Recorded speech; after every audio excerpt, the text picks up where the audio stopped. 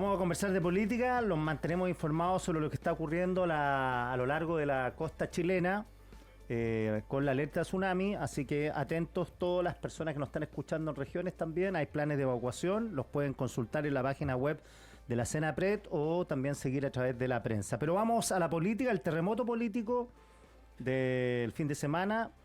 La democracia cristiana. Estamos acá en el estudio con Eric Aedo, diputado vicepresidente de la Cámara y el primer miembro de la DC que se incorpora al comando de Janet Jara.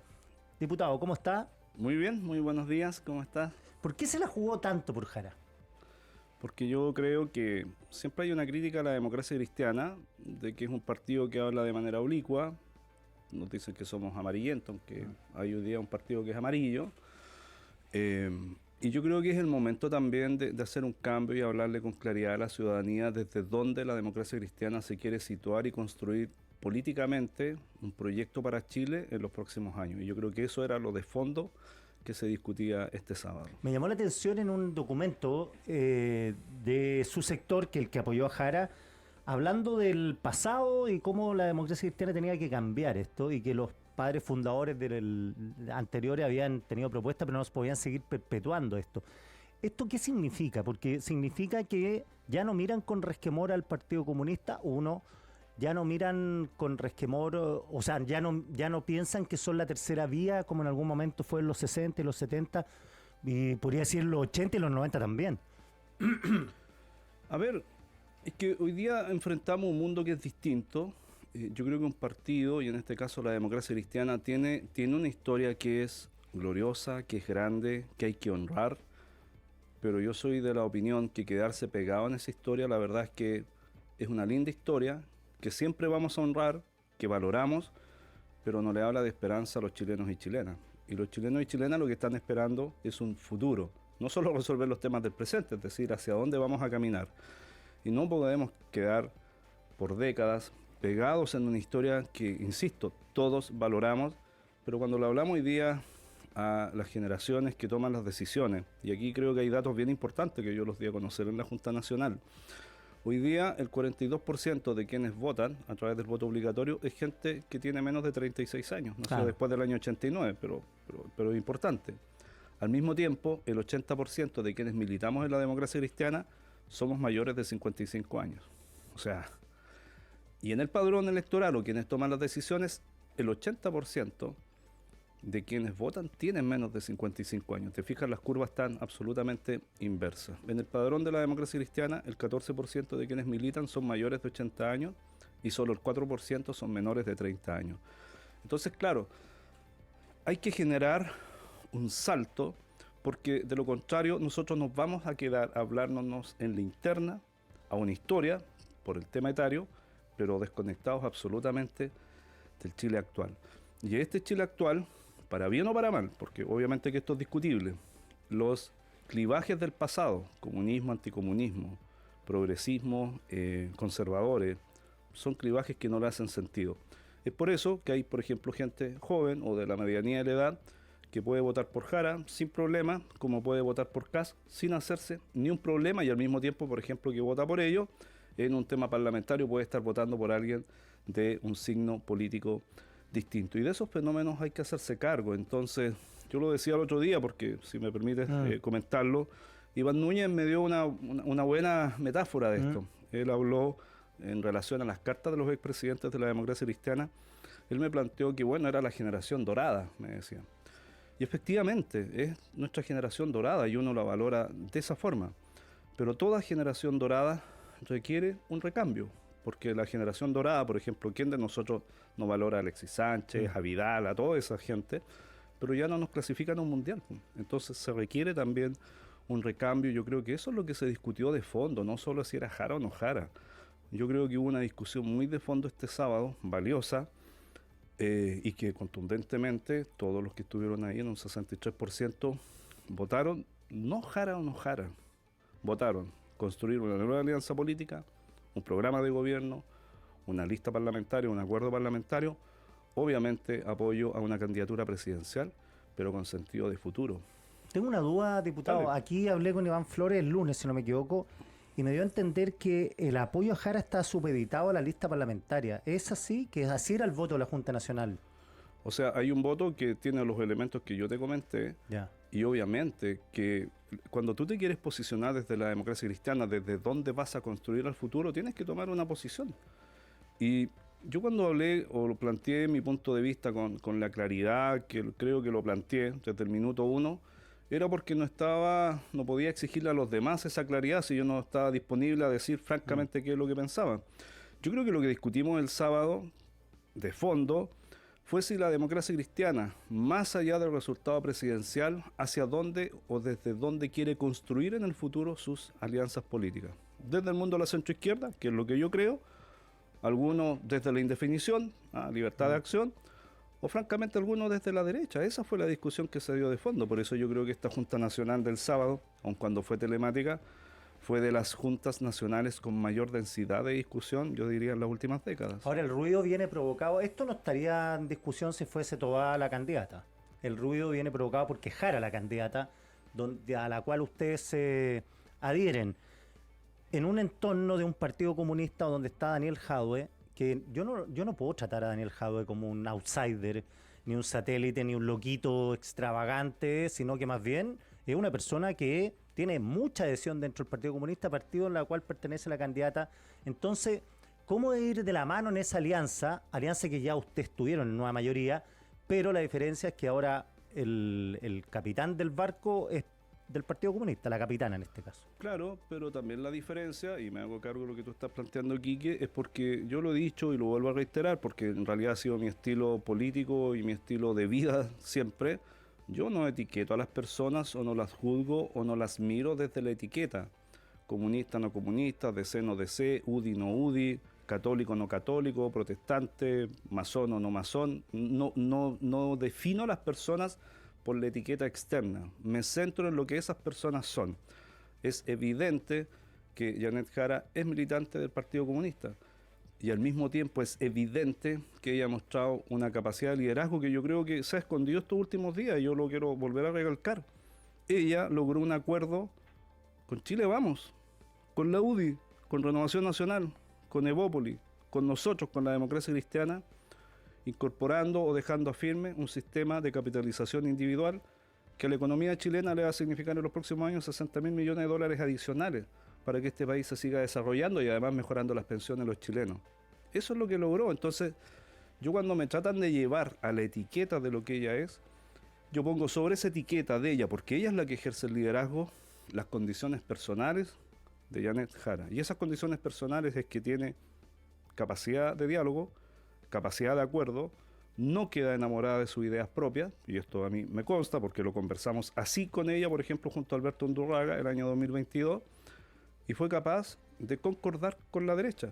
Ahora, yo entiendo que la derecha estos días no lo quiera ni recordar, porque cómo sostiene que con los comunistas ni a misa, y al mismo tiempo logró un acuerdo en un tema crucial para la economía chilena, no solo para los trabajadores y trabajadoras, yo por eso lo quiero poner sobre la mesa, que le va a significar al mundo privado de Chile, que invierte 60.000 millones de dólares adicionales a los que va a poder acceder.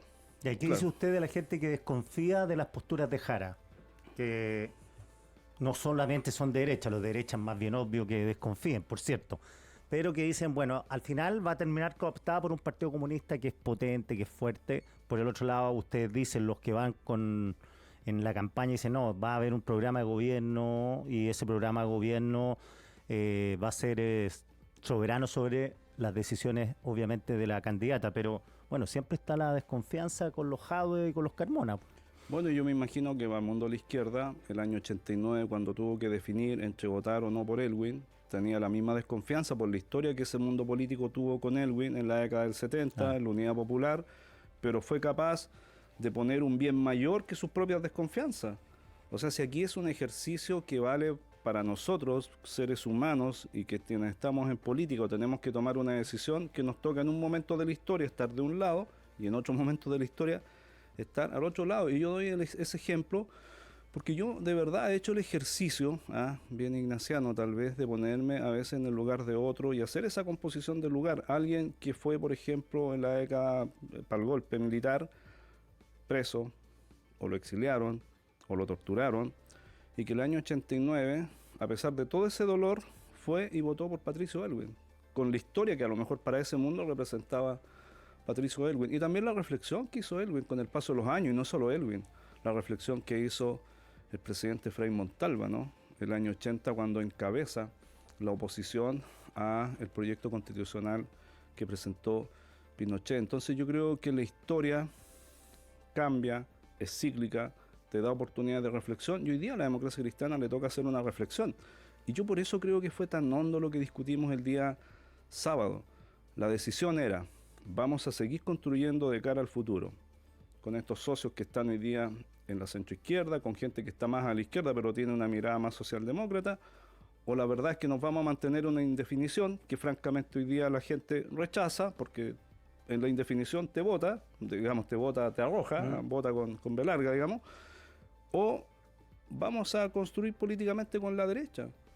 Pero demos esa discusión y démosla de frente a la gente, pero no sigamos en una ambigüedad que al final cansa. Y yo creo que hoy día, y lo digo, yo creo que la gente hoy día, muchas personas toman definiciones claras, pueden estar de acuerdo o no contigo, pero creo que, por ejemplo, en la elección presidencial pasada, donde venció el actual presidente Boric, la gente sabía que Boric pensaba A, que después pueda cambiar, y que Kast pensaba B. ¿Usted votó por Boric? Yo voté en la segunda vuelta por Boric, en la primera voté por Jasna Proboste, pero en la segunda vuelta ni siquiera me planteé la idea peregrina, aunque había sido elegido recién parlamentario, de ir a votar por Kast, porque no me identifica en absoluto su visión de sociedad. ¿Qué tengo en común con Kast? Rubio no soy yo, digamos, pero ¿qué tengo en común? Somos católicos, ambos. Pero yo vengo dentro del catolicismo de una formación de los jesuitas, fui jesuita un par de años y viví además, y él viene de una formación mucho más rígida desde el punto de vista religioso. Y aun cuando habitamos el mismo hábitat religioso, tenemos sensibilidades distintas.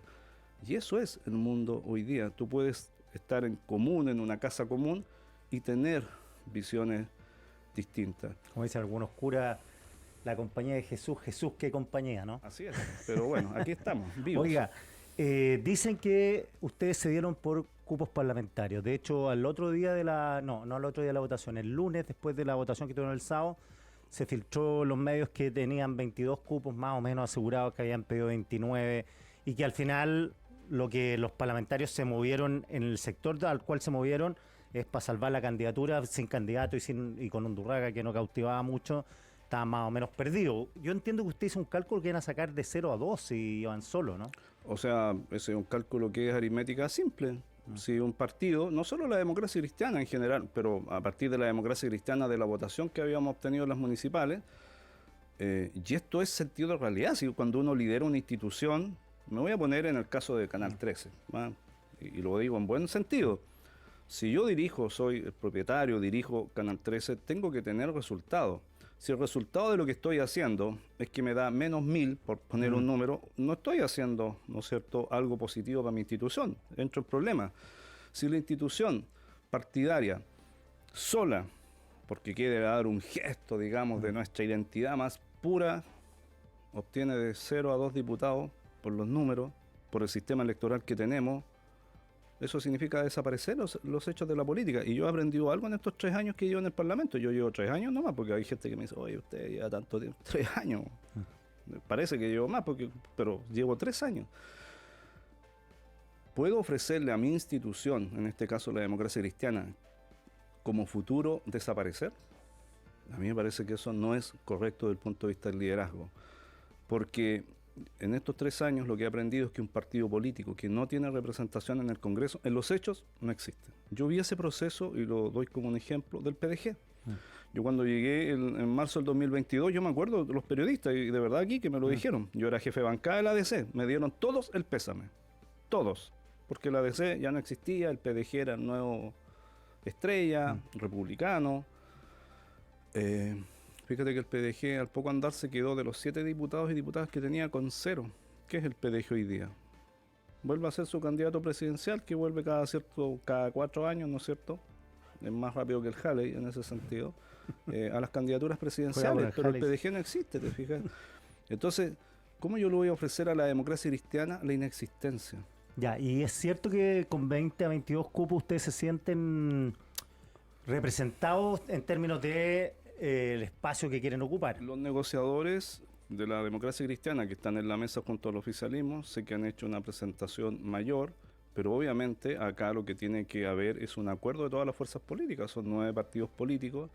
Hay distritos donde la democracia cristiana hoy día existe, otros donde tiene buenos competidores y no estamos presentes. Eso me Y lo que me obviamente dijo, eso Flores me vamos a dijo apelar. eso, que no va a estar los cupos, sino que cuáles cupos.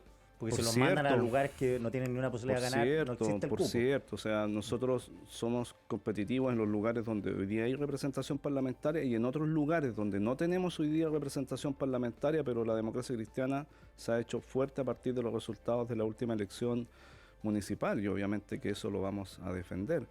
Pero yo insisto que esta no fue una definición de cupos más, cupos menos, porque sería bien ordinaria la definición, para serte bien franco. Y por eso yo planteé esto, fue una discusión mucho más de fondo.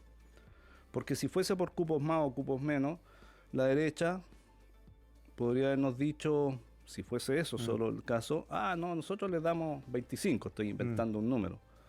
Pero no fue eso lo que se decidió. Lo que decidió la democracia cristiana de fondo, y algunos críticos de esta decisión al interior de la DC aún no captan eso, es que la DC lo que decidió de fondo es que lo que vaya a construir lo va a hacer desde el mundo de la centroizquierda y con estos socios. No hicimos el cruce como lo hicieron otros, que son muy amigos míos, o eran muy amigos míos, porque yo los siento muy amigos, no sé si ellos me sientan a esta altura tan amigos, y se fueron a amarillos o se fueron a demócratas, e hicieron el cruce a la derecha. Y a mí me parece legítimo lo que hicieron desde el punto de vista de su reflexión. Pero mi reflexión, y la de otros en la democracia cristiana, es que nuestro espacio político sigue estando acá en la centroizquierda. Diputado Erika Edo, ¿qué va a hacer en el Comando Jara? ¿No sabe todavía? Bueno, ayer conversé con ella. Vamos a afinar bien. Estamos ok, dicen. Vamos a afinar bien. Dele. Wonderful, dijo el otro. Estamos afinando bien lo que voy a hacer, cuál va a ser mi rol. Pero yo creo que es un rol de puente también hacia mundos que en la segunda vuelta van a tener que tomar una definición y comenzar a ocultar esos mundos. ¿Por qué se ha demorado tanto la candidata en tener un comando? O sea, en más que tenerlo, en verbalizarlo, dar los nombres, que los nombres no sé si a la gran masa le importa, pero sí a un grupo le interesa saber con quién se va a rodear la candidata. Bueno, porque lo planteó bien Janet Jara ayer, la candidata, y a mí me hace todo el sentido, porque también todo el mundo estaba y había mucha expectación de cuál era la decisión que había tomado o que iba a tomar la democracia cristiana. Y me parece que es razonable lo que dijo ayer de que, bueno, yo no puedo invitar a alguien cuando tengo la fiesta armada y digo que me interesa tanto. Quiero saber si vas a estar, si no vas a estar, porque si vas a estar entonces quiero contar contigo y no quiero que llegues, comillas, a las horas del cumpleaños, sino que participes de la fiesta. Y más gente le desea a sumar. Sí, sin duda. ¿Ustedes han hablado con usted ya?